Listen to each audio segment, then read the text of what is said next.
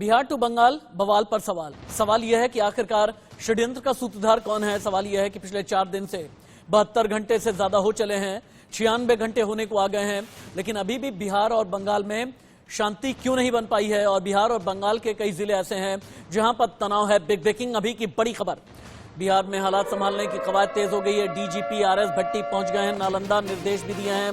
CM Nitish Kumar ने भी high level meeting की है। बिहार हिंसा में अब तक अलग अलग जगह से 109 लोग गिरफ्तार किए गए हैं। प्रभावित इलाके में स्कूल बंद कर दिए गए हैं। School, university, college, internet ban कर दिए गए हैं। यानी अभी भी बिहार में हालात बहुत ज्यादा तनावपूर्ण बने हुए हैं।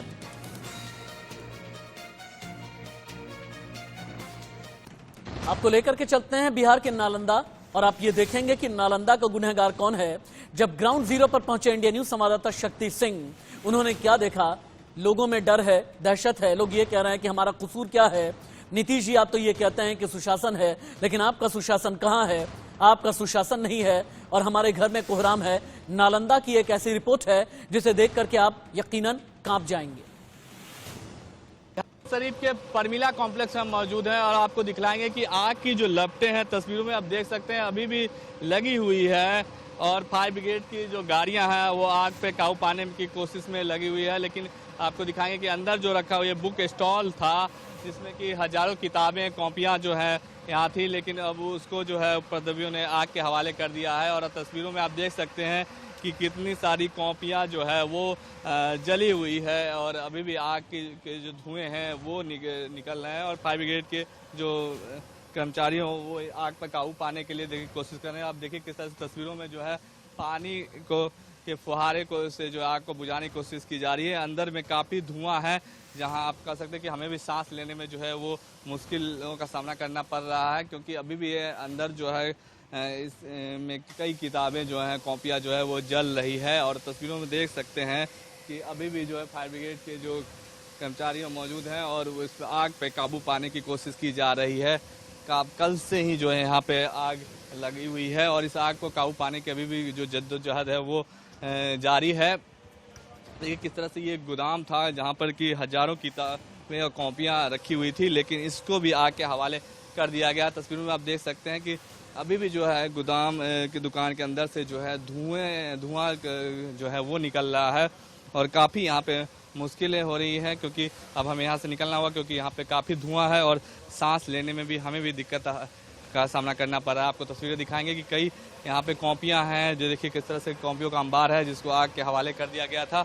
और इसी कम्प्लेक्स के में जो है दूसरी दुकानों को भी जो है देखिए तस्वीरों में किस तरह से जो आग के हवाले प्लास्टिक की पाइपें हैं, कई पानी की टंकियां यहाँ दुकानों में हुआ करती थी और उसको भी आग के हवाले, और एक किस तरह से तोड़ फोड़ की गई है। पूरा जो दुकान है, दुकान की जो बिल्डिंग है उसको किस तरह से उपद्रवियों द्वारा तोड़ फोड़ और तहस नहस किया गया है। आप इससे ही से अंदाजा लगा सकते हैं कि किस तरह के तोड़ फोड़ और उपद्रवियों की संख्या, और किस सामान लेकर वो क्या क्या लेके आए थे, जिससे इस तरह से घरों जो दुकानें हैं उसको तोड़ा गया है। जो नुकसान हुआ है दुकानदारों का, इनका कहना है कि इनका नुकसान जो है करोड़ों में हुआ है। इसकी भरपाई कौन करेगा, ये बड़ा सवाल है। कैमरा प्रभात के साथ शक्ति, इंडिया न्यूज, नालंदा।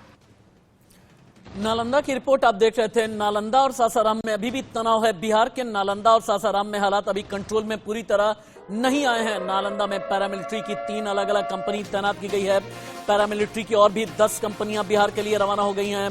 गृह मंत्रालय लगातार नजर रख रहा है नालंदा, सासाराम और बाकी जहां पर भी हालात खराब थे। सीधे चलते हैं, इंडिया न्यूज संवाददाता शक्ति सिंह बिहार की राजधानी पटना से लाइव रिपोर्टिंग कर रहे हैं। बिहार के हालात क्या हैं बताएंगे।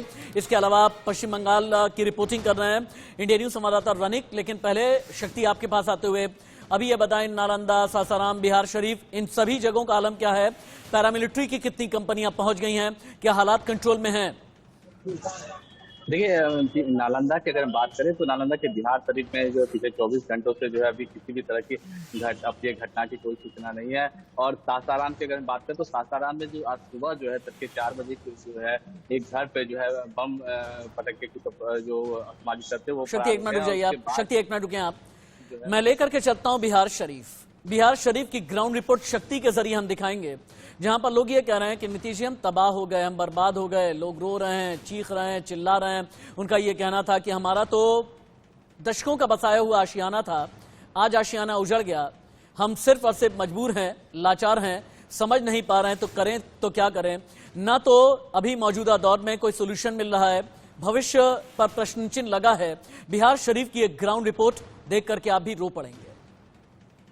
नालंदा के बिहार शरीफ के कांटा पर हम मौजूद हैं। आपको दिखाएंगे तस्वीरों में किस तरह से कल जुलूस के बाद जो है, रामनवमी की जुलूस के बाद जो है तोड़फोड़ की घटनाएं हुई थी और आगजनी की भी घटनाएं हुई हैं। यहाँ पे एक बाइक को जो है आग के हवाले कर दिया गया था। अभी भी देख सकते हैं आपकी किस तरह से जो आग की लपटें हैं थोड़ी थोड़ी निकल ही रही है। तो देखिए किस तरह से हमारे साथ कुछ लोग यहाँ मौजूद हैं जो बताएंगे कि क्या पूरा वाकया कल हुआ था। क्या कुछ नाम हुआ आपका? मेरा नाम मोहम्मद मुजाहिद इस्लाम। क्या कुछ हुआ था? देखिए हम लोग के सामने तो नहीं कुछ हो पाया, लेकिन पीछे में बहुत हुआ और सोशल मीडिया के द्वारा भी कुछ पता चला है। और अभी सुबह में हम आए तो देखिए आपके सामने ये सबूत है। पूरा हमारा दुकान स्पॉटलेस ड्राई क्लीनर जो है, एक गाड़ी है जिसका नंबर है आपको BR 21J 3115, पूरा तरीके से जो है वो जल गया है। उसका जो समझे वो उसका जो है सुबह में मालूम है, वो गाड़ी जो है उठा के लेके चले गए हैं, पूरा प्रशासन लेके गया। कितने लोग घायल? ये सब तो जानकारी हमारे पास नहीं है। अब बाकी आप ये फोटो ले सकते हैं, ये सामने जो आपका है स्पॉटलेस ड्राई क्लीनर पूरा। क्या कुछ हुआ कल जुलूस निकला उसके बाद? देखिए स्पॉट पे तो हम लोग ऑन द स्पॉट पे नहीं थे, पूरी जानकारी तो आपको हम नहीं दे, लोगों से आप लोगों को पता हुआ होगा और कुछ लोग जो बता रहे हैं वही बताएंगे। हम जो अभी आए तो हम जो देख रहे हैं वही हम बस को बता रहे हैं। हम लोग काम करने वाला है। क्या नाम है आपका? मोहम्मद वसीम। क्या कुछ हुआ? बस दुकान बंद करके गए हैं, उसके बाद देखते हैं कि मेरा अगलगी लगा हुआ, शीशा फोड़ा हुआ। अब गाड़ी मेरा वही जो गाड़ी जला जो नंबर बताया। अब देखने का हो तो अंदाज कितना बताया, 20-25-50 हज़ार रुपया, 50 हज़ार रुपया। गाड़ी है तो है नहीं। दुकान मेरा स्पोर्टलेस कपड़ा स्पोर्टलेस धुलाई होता है, ढेरिकन है जी। देखिए यहाँ पे जो लोग मौजूद हैं, इनकी दुकानें हैं। इनका कहना है कि जिस तरह कल जिस तरह जुलूस निकला उसके बाद पत्थरबाजी शुरू हो गई और उसके बाद आगजनी भी हुई, जिसमें इनके दुकान जो डाइक्लिंग की दुकान है उसको भी आग के हवाले कर दिया गया। फिलहाल अभी जो है लोग अभी भी खौफ में है, लेकिन प्रशासन ने एहतियातन 144 धारा लागू कर दिया है और सभी लोगों को निर्देश दिया गया है कि वो जरूरी काम ना हो तो घर से बाहर ना निकले। कैमरा प्रभात के साथ शक्ति, इंडिया न्यूज़, पटना। लेकिन बिहार के सासाराम से फिर से परेशान करने वाली खबर आ रही है। बिहार के सासाराम से बहुत बड़ी खबर। सासाराम में आज सुबह ही तड़के बमबाजी हुई है। SSB जवानों ने फ्लैग मार्च किया है। सुबह 4:30 बजे के आसपास बमबाजी की गई है बिहार के सासाराम में। अभी भी हालात कंट्रोल में नहीं है। एक बार शक्ति के पास चलते हैं। शक्ति, सासाराम में बमबाजी किसने की, कितने अरेस्ट किए गए हैं, पुलिस इन्वेस्टिगेशन क्या कहती है? देखिए सासाराम में जो है जो उपद्रव है वो थमने का नाम नहीं ले रहा है। ब्लॉक प्रशासन दावे कर रही है। कई पैरामिलिट्री फोर्सेस भी सासाराम में मौजूद हैं और लगातार फ्लैग मार्च कर रही है, लेकिन उसके बावजूद फ्लैग मार्च चल रहा है। आप ये बता रहे हैं बहुत जल्दी रनिक दत्ता हुबली और हावड़ा में, पश्चिम बंगाल के हुबली और हावड़ा में अभी क्या चल रहा है? क्या हालात कंट्रोल में आए या नहीं आए? देखिए हुगली में हालात कंट्रोल में ले आने की कोशिश चंद्रनगर पुलिस कमिश्नरेट की तरफ से किया जा रहा है और उसके साथ साथ ही जो एक्स्ट्रा फोर्स भी मांगा गया है। कोलकाता पुलिस के साथ रैपिड एक्शन फोर्स भी उधर मौजूद है। कोलकाता पुलिस का जो रैपिड एक्शन फोर्स एक मिनट रुक जाइए आप। नालंदा से एक बहुत सॉलिड रिपोर्ट हमारे पास में है। कब्रिस्तान के पास कुछ ऐसा हुआ था जिसके बाद नालंदा का माहौल खराब हुआ है। ये नालंदा में कब्रिस्तान के पास में माहौल खराब करने वाला ये गुनहगार कौन है, पुलिस इन्वेस्टिगेशन कर रही है। लेकिन इंडिया न्यूज की सुपर एक्सक्लूसिव रिपोर्ट आप देखें। अभी हम मौजूद हैं नालंदा के बिहार शरीफ के गगन दीवान में और आपको दिखाएंगे तस्वीरों। ये वही ग्राउंड जीरो है जहां पर कल पत्थरबाजी हुई थी। आपको दिखाएंगे ये रोड है और इसी रोड पे जो है कल यहां से जो है शोभा यात्रा, रामनवमी की शोभा यात्रा गुजर रही थी और उस दौरान जो है शोभा यात्रा जब इधर से निकल के जा रही थी काफ़ी भीड़ हो गई थी और उस दौरान जो है आपको दिखाएंगे कि ये जो कब्रिस्तान है इधर से ही जो पत्थरबाजी जो है शोभा यात्रा पे शुरू हो गई है। तस्वीरों में आप दिख सकते हैं कि कल जिस तरह से जो है पत्थरबाजी हुई थी, यही वो कब्रिस्तान है जहां पर कल जब भीड़ शोभा यात्रा में रामनवमी की जो निकल रही थी जुलूस और जब इधर से गुजर रही थी तो भारी लोगों की भीड़ जुट गई और ज़्यादा हो गई और जब कुछ लोग थे वो इस कब्रिस्तान के से जाने लगे और उसके बाद जो है उन पर पत्थरबाजी शुरू हो गई और दोनों तरफ से उसके बाद फिर शोभा यात्रा की तरफ से और कब्रिस्तान के पीछे से भी पत्थरबाजी हुई। दोनों तरफ से भारी पत्थरबाजी हुई और कई लोगों को चोटें भी आई थी और इन सब मामलों को जानने के लिए हमारे जो संवाददाता हैं लोग, संवाददाता सूरज हैं, आइए उनसे बात करते हैं, उनसे जानते हैं कल क्या कुछ हुआ था। सूरज, इस घटना में पहले से निर्धारित था कि बजरंग दल, विश्व हिंदू परिषद और कई मोहल्लों से जो है वो झांकी जो है वो निकलनी थी। यह श्रम कल्याण केंद्र के मैदान से निकलकर बाबा मुनीराम के अखाड़ा तक पहुंचती। चूँकि भीड़ बहुत ज़्यादा थी तो उसी भीड़ में से कुछ लोगों ने यहीं पे गगन दीवान में इस रास्ते को अख्तियार कर लिया था। भीड़ चूँकि ज़्यादा थी, एक तरफ से लोग जा नहीं पा रहे थे, तो उसी में से कोई भीड़ जो है वो कब्रिस्तान के ऊपर से भी जाने लगी थी। तभी दोनों पक्ष के बीच विवाद शुरू हुआ और देखते ही देखते रोड़ेबाजी होने लगी। और इसके बाद जो हुआ, फिर लगातार 3 घंटे तक उपद्रव बिहार शरीफ में, इस क्षेत्र में लोग मचाते रहे। जिन्हें जो मिला उन्होंने वो लूट लिया, जला दिया। और अभी तक नज़ारा दिख ही रहा है, कई जगह पे अभी भी गोदामों में आग लगी हुई है, जहां दमकल की गाड़ियां जो है वो आग पर काबू पाने के प्रयास में हैं। कितने लोग घायल बताए जा रहे हैं? लगभग आधा दर्जन लोग घायल हैं, गन शॉट में भी आधा दर्जन लोग जख्मी हुए हैं, जिनका इलाज चल रहा है। बिहार शरीफ में जो है 144 धारा लागू है और लोगों को जो है एहतियातन घर के अंदर ही रहने की बातें कही जा रही है। और अगर किसी तरह का जमावड़ा जो है, भीड़ जो है इस क्षेत्र में न लगाने की प्रशासन के द्वारा जो है आदेश दिए गए हैं। और अभी जो है फिलहाल जो माहौल है वो शांत है। पुलिस के और भारी संख्या में जो पुलिस के बल हैं यहाँ पे मौजूद हैं। कैमरा प्रभात के साथ शक्ति, इंडिया न्यूज़, नालंदा। लेकिन पश्चिम बंगाल में हिंसा थमने का नाम नहीं ले रही। बिहार की आपने रिपोर्ट दिखी है, रामनवमी से शुरू हुई थी हिंसा। हावड़ा के शिवपुर में अभी भी तनाव है। हुगली में शोभा यात्रा पर पत्थरबाजी की गई है, आगजनी हुई है। हुगली हिंसा में अब तक 12 लोग अरेस्ट किए गए हैं। हुगली में हिंसा करने वाले लोग कौन है रैनिक, और क्या बीजेपी नेताओं पर भी अटैक हुआ है? एकदम, देखिए कल दिलीप घोष खुद उधर मौजूद थे, उस रैली में मौजूद थे। और उसके साथ साथ ही बीजेपी का जो एमएलए, खानाकुल एरिया का जो एमएलए है विमान घोष, वो भी उधर मौजूद थे। दोनों के ऊपर भी पत्थरबाजी किया गया था। विमान घोष अभी भी हॉस्पिटल थे, उनके सर में चोट लगा है। आप हुगली की जानकारी दे रहे हैं। वापस से हम बिहार की एक रिपोर्ट दिखाते हैं। जिन लोगों ने बिहार को जलता देखा वो नीतीश कुमार से कैसे सवाल उठा रहे हैं। एक चौपाल लगाई है इंडिया न्यूज संवाददाता शक्ति ने, देखिए। हम मौजूद हैं बिहार शरीफ के परमिला कॉम्प्लेक्स में। ये वही कॉम्प्लेक्स है जहां कल आग के हवाले किया गया था। और आपको दिखाएंगे कि देखिए किस तरह से जो आग अभी भी लगी हुई है और जो फायर ब्रिगेड के कर्मचारी जो है अभी भी आग को बुझाने की मकसद कर रहे हैं यहाँ पे। और आग जो है अभी भी आग पर काबू पाया नहीं गया है। पूरा धुआं है। और हम जानने की कोशिश करेंगे यहाँ के स्थानीय लोगों से, जो यहाँ के दुकानदार हैं, कि कल क्या कुछ हुआ था जिसके बाद जो है यहाँ पे आगे लगी है। इनसे ही जानने की कोशिश करते हैं। इनकी जुबानी, क्या नाम हुआ आपका? अनूप कुमार नाम होगा। क्या दुकान, कोपिला दुकान मेरा ही है। कल हुआ यूँ कि 50 की संख्या में आदमी, लड़के टाइप के 20 से 18 साल का लड़का सब था। टोटल मियाँ जी टोटल था। कुल अंदर आया, लगातार से जलाना चालू कर दिया। मंदिर भी वो था, मंदिर भी जला दिया है। और प्रशासन कोई मदद नहीं मिला। प्रशासन ताकता रह गया, कुछ नहीं किया। प्रशासन जलता रहा, प्रशासन देखते रहा, कोई नहीं आया प्रशासन। क्या नाम आपका? प्रवीण कुमार। क्या कुछ हुआ था? भागदौड़ मची भीड़ में कुछ लोगों ने आके बमबाजी, पत्थरबाजी किया और दुकान को आके हवाले कर दिया। कौन लोग थे वो? उपद्रवी लोग थे जो भी थे। कितना का नुकसान हुआ? काफी क्षति हुआ है, जिसका आकलन करना भी बाकी है। क्या नाम आपका? चंदन कुमार। क्या कुछ हुआ था कल ये अपना कॉपी स्टेशनरी का दुकान है, उसी में आग लगा दिया गया है। पेट्रोल पंप से जगा गया। वहीं पश्चिम बंगाल के हुगली में शोभा यात्रा के दौरान हिंसा हुई है। हुगली में 2 गुटों में पत्थरबाजी हुई, आगजनी हुई। बीजेपी विधायक विमान घोष घायल हो गए हैं, 12 लोग अरेस्ट किए गए हैं। भारतीय जनता पार्टी का यह कहना है कि महिलाओं और बच्चों तक पे पत्थर फेंके गए हैं। पश्चिम बंगाल के हुगली में शोभा यात्रा जो निकली, रविवार के दिन आगजनी हुई है, 2 गुटों में पत्थरबाजी हुई। बीजेपी विधायक विमान घोष अभी भी घायल हैं। और आगे बढ़ते हुए अब आपको हम दिखाते हैं बिहार की एक एक तस्वीरें। बिहार में 72 घंटे से क्या हो रहा है, क्यों आखिरकार नीतीश कुमार कंट्रोल कर नहीं पा रहे हैं। नालंदा, सासाराम, बिहार शरीफ हर जगह चल क्या रहा है, और क्यों रामनवमी से सुलगी आग अभी तक ठंडी नहीं हो रही। इस तपिश में कितनी सियासत है, इस तपिश में कितनी साजिश है, रिपोर्ट।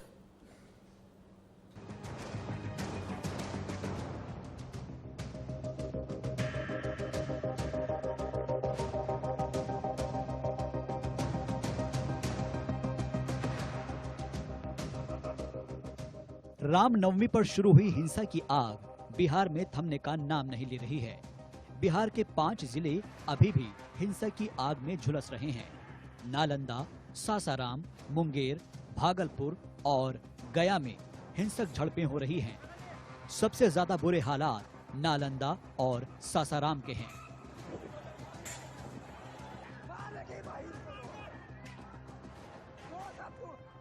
नालंदा के बिहार शरीफ और सासाराम में 2 दिन से फायरिंग और बमबाजी हो रही है। बिहार शरीफ में शुक्रवार को जहां हिंसा हुई थी, उससे 1 किलोमीटर दूर शनिवार की रात फिर से फायरिंग हुई।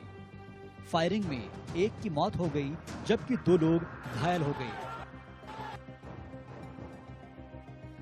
पुलिस पर पथराव किया गया। यहां पर धारा 144 लगाई गई है। बिहार शरीफ में 77 की गिरफ्तारी हुई है। कुल 30 लोग घायल है। हालात इतने गंभीर बने हुए हैं कि एक पुलिस वाला तक जख्मी हो गया, उसका माथा फट गया। लोग इधर गोली चल रही थी, उसमें आया गया। इधर आते ही उन लोगों ने रोडबाजी करना शुरू कर दिया। और मेरा सिर पर एक ईंट से लग गया। ये पूरा के पीछे है। महिलाओं के आंसू बता रहे हैं कि ये कितना दर्द झेल रही हैं। नालंदा में पुलिस की कार्रवाई से महिलाओं में गुस्सा है। स्थानीय महिलाओं ने आरोप लगाया है कि पुलिस उनके घरों में सीढ़ी लगाकर घुसी और पुरुषों को अपने साथ ले गई। उधर से ना था, सब्जी बेच के आ रहा था। अब वो जवानिया दंगा हो गया, पिटाती माल दिया, गोली मियां सब माल दिया, अपने दरगाह में दलगा दिया, अपने आग लगा दिया। हम लोग के हिंदू का बदनाम करता है। फिलहाल नालंदा में भारी पुलिस बल तैनात है और धारा 144 लगा दी गई है। आज पूरा सिक्योरिटी टाइट है। धारा 144 लागू कर दिया गया है। पूरे ग्रामीण को जो है सारा दुकान संस्था जो भी है सारा बंद है। आप लोग अगले आदेश तक रोक के खोज में पूछताछ भी कर रहे हैं। पूछताछ भी कर रहे हैं। Security of point. हाँ जी, पूछताछ कर रहे हैं। अभी क्या स्थिति है? अभी तो सामान्य स्थिति ठीक है। कोई उपद्रवित के द्वारा कोई अभी रात में लेकिन गोली चली। हाँ, रात में गोली चली थी, लेकिन अफवाह है कि क्या है अभी तक क्लियर नहीं हुआ है। जांच पड़ताल किया जा रहा है इसमें। बिहार शरीफ में शुक्रवार को रामनवमी की शोभा यात्रा के दौरान गगन दीवान के पास 2 पक्ष आपस में भिड़ गए थे। दोनों पक्षों में जमकर पत्थरबाजी हुई और फिर आक्रोशित लोगों ने गाड़ियों और मकानों में आग लगा दी। गिरते के साथ फटा, ऐसा फटा कि मतलब 4 लोग सर, मतलब आप देख रहे जैसे कि 5 लोग घायल हैं। बहुत ही मतलब गंभीर मामला है। आप ये प्रशासन अधिकारी बोल रहे हैं डीएम साहब कि हम लोग ने फोर्स दिया है। आप हमको एक फोर्स भी शेर के हमने दिखा दीजिए। यदि अगर फोर्स होता है तो वो न ट्रीटमेंट के लिए सर आता है कि वहाँ के लोग लेके आते हैं, हम लेके आते हैं। और सदर हॉस्पिटल में आने के बाद जब शहर की ऐसी स्थिति है तो सदर हॉस्पिटल में एक भी आदमी नहीं ट्रीटमेंट लिया। 2 घंटे तक हम रोते रह गए, चिल्लाते रह गए। वहीं सासाराम के शाहजुमा मोहल्ले में बम ब्लास्ट से इलाके में सनसनी फैल गई। इस बम ब्लास्ट में 6 लोग घायल हो गए। बताया जा रहा है कि शाहजुमा मोहल्ले में मस्जिद के पास एक कैंपस में कुछ लोग बम बना रहे थे। उसी दौरान विस्फोट हुआ, जिसमें एक शख्स के दोनों हाथ ब्लास्ट में बुरी तरह से घायल हो गए, जबकि दूसरे लोग भी गंभीर रूप से घायल हुए हैं।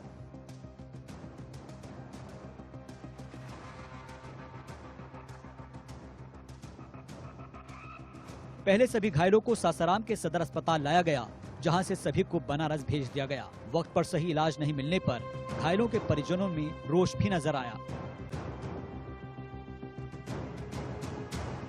डीएम धर्मेंद्र कुमार ने बताया कि पूरे मामले की जांच की जा रही है। एफएसएल की टीम भी मौके पर पहुंचकर मामले की छानबीन कर रही है। 8:30 बजे के आसपास ऐसी सूचना हम लोग को प्राप्त हुई कि कहीं पर एक्सप्लोसिव का जो है वो मतलब वहाँ पे जो है विस्फोट हुआ है। फिर शुरुआती स्तर पे सदर अस्पताल में जो घायल लोग थे 6 की संख्या में है, तो उन सब का उपचार कराया गया और थोड़ा सीरियसनेस को देखते हुए बीएचयू में जो है वाराणसी में रेफर कर दिया गया। रात को 9:30 बजे तक रेफर कर दिया गया था और हम लोग के डॉक्टर की टीम भी उनके साथ में थी। अभी जस्ट हमारी बात हुई है और सभी लोग सुरक्षित हैं वहाँ पे। जाहिर है बिहार में सरकार और प्रशासन बेशक हालात सामान्य होने की बात कह रहे हों, लेकिन हालात बता रहे हैं कि हिंसा की आग सुलग रही है, उपद्रवी काबू में नहीं है। सवाल है कि आखिर हिंसा के पीछे कौन है? नीतीश सरकार उपद्रवियों पर लगाम लगाने में नाकाम क्यों दिख रही है?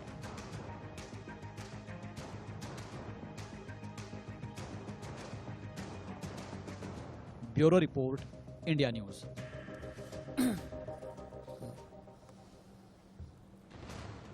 बिहार में बवाल पर कई सुलगते सवाल हैं गृह मंत्री अमित शाह के, सवाल हैं शिवानंद तिवारी के भी, जो आरजेडी के प्रवक्ता हैं। केंद्रीय मंत्री गिरिराज सिंह, कैसे उन्होंने वार किया है। नीरज कुमार, नेता जेडीयू, कैसे वार का बचाव किया। इसके अलावा केंद्रीय गृह राज्य मंत्री नित्यानंद राय ने नीतीश कुमार के सुशासन पर कितने सवाल उठाए, देखिए। महान सम्राट अशोक की जन्म जयंती के निमित्त एक बहुत बड़ा सम्मेलन रखा था, मगर दुर्भाग्यपूर्ण स्थिति हुई। सासाराम में लोग मारे जा रहे हैं, गोलियां चल रही है, टीयर गैस छूट रहे हैं। मैं वहां नहीं जा पाया। मैं सासाराम की जनता का यहीं से क्षमा मांगना चाहता हूं। दुर्भाग्यपूर्ण घटना है। दरअसल आज भारतीय जनता पार्टी की जो राजनीति है, उस राजनीति का एक ही आधार है, वो घृणा और नफरत जो है फैलाना और उसके आधार पर वोट हासिल करना। ये जानबूझ करके संरक्षण में हिंदुओं के ऊपर सोची नालंदा में तो 200% सोची समझी। आखिर रामनवमी का जुलूस निकलना था, तो सरकार क्या पहले से सजग नहीं थी? इसको तो एक जुडिशियल इंक्वायरी होनी चाहिए। उच्च न्यायालय ने जिस सवाल पर चिंता व्यक्त किया कि धर्म और राजनीति का जो करने को एक साथ मिलाकर जो राजनीति का एजेंडा तय करते हैं, वह समाज की नई पीढ़ी के दिलो दिमाग को प्रदूषित कर रहे हैं। तो यह आपसी संघर्ष का मामला है, कोई लॉ एंड ऑर्डर का मामला नहीं है। जिस प्रकार से बिहार की सरकार ने एक साजिश के तहत रद्द करवा दिया, भारतीय जनता पार्टी को मजबूर की कि वह रद्द करे, और जिसके कारण रद्द हुआ। सम्राट अशोक जैसे प्रतापी राजा, इसको गर्व है, बिहार को गर्व है, लेकिन पता नहीं बिहार की सरकार के दिमाग में क्या बात आती है। इतनी नकारात्मक सोच की सरकार हम लोगों ने तो कभी नहीं देखी। नीतीश जी, ममता जी, अपने अपने सूबे के अब निजाम है, बेहद जरूरी है कि हालात जल्द ही कंट्रोल में लाएं। एक ब्रेक, कहीं मत जाइएगा।